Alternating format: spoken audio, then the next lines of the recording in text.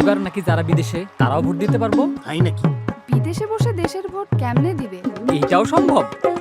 শোনেন শোনেন প্রবাসীগণ, যুক্তরাজ্য সহ প্রবাসী বাংলাদেশিদের জন্য প্রথমবারের মতো পোস্টাল ব্যালটের মাধ্যমে ভোট দেওয়ার সুযোগ তৈরি হয়েছে।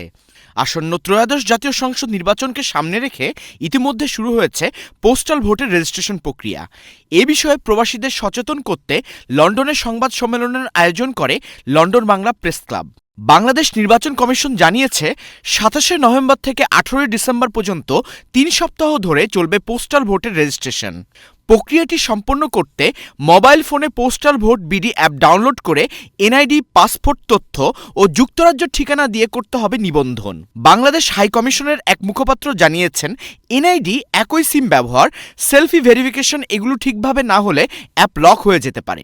এটা করার জন্য আপনাদেরকে একটি অ্যাপ ডাউনলোড করতে হবে আপনাদের আইফোনে বা অ্যান্ড্রয়েড ফোনে। প্লে স্টোর থেকে বা অ্যাপ স্টোর থেকে আপনারা পোস্টাল ভোট বিডি নামে যে অ্যাপটা রয়েছে সেটা আপনারা ডাউনলোড করবেন এবং ডাউনলোড করার পরে ওই অ্যাপে আপনারা রেজিস্ট্রেশন সম্পন্ন করবেন এবং এই রেজিস্ট্রেশনটা সম্পন্ন করার শেষ তারিখ হচ্ছে 18ই ডিসেম্বর। প্রেস ব্রিফিংয়ে বক্তারা জানান, প্রবাসীরা দেশের উন্নয়ন অগ্রযাত্রায় গুরুত্বপূর্ণ ভূমিকা রাখে। তাই গণতান্ত্রিক প্রক্রিয়াকে শক্তিশালী করতে আগামী নির্বাচনে তাদের অংশগ্রহণ অত্যন্ত গুরুত্বপূর্ণ। প্রেস ক্লাব বা ব্রিটিশ বাংলাদেশি মিডিয়া গত ১০-২০ বছর যাবত এই একটি বিষয়, যে ভোটাধিকারের বিষয়, যেটা এখান থেকে বিদেশ থেকে ভোট দেওয়ার যে সুযোগটা, সেটা নিয়ে বারবার সংবাদের মাধ্যমে, বিভিন্ন ধরনের প্রেস ব্রিফিংয়ের মাধ্যমে বারবার তুলে আসছিল। সে কারণে আজকে একটি ঐতিহাসিক মুহূর্ত, এটার অংশীদার হওয়া এবং এটার জন্য অ্যাওয়ারনেস ক্রিয়েট করার জন্য আজকের এই আয়োজন।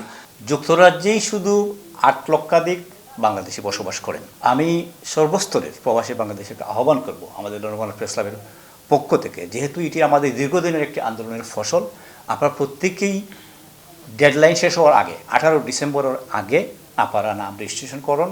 কমিউনিটি নেতারা মনে করেন, ভোটাধিকার অর্জনের মাধ্যমে তারা বাংলাদেশ বিষয়ে বিভিন্ন পরিকল্পনা প্রণয়নে অংশ নিতে পারবেন।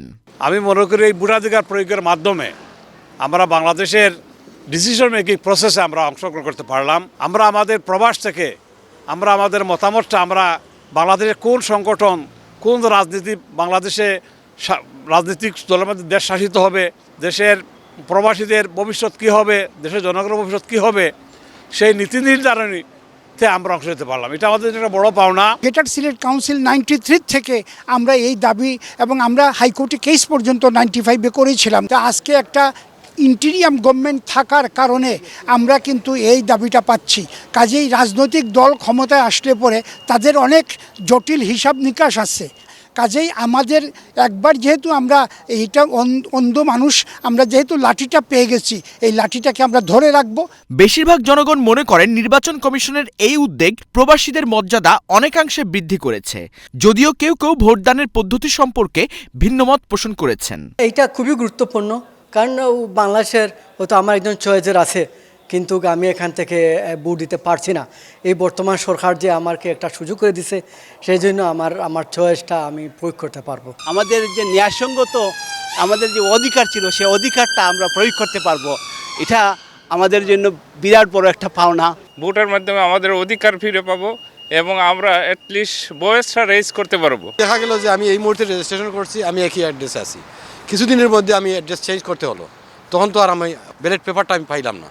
তো সব কিছুতে অনলাইন চলে আসছে, আর পেপারটা অনলাইনে চলে থাকলে হয়তো আমার কাছে লাগতো ভালো হতো। বাংলাদেশি কমিউনিটিতে উৎসাহ উদ্দীপনা থাকলেও সফল রেজিস্ট্রেশনের জন্য প্রয়োজন সঠিক তথ্য ও নির্দেশনা।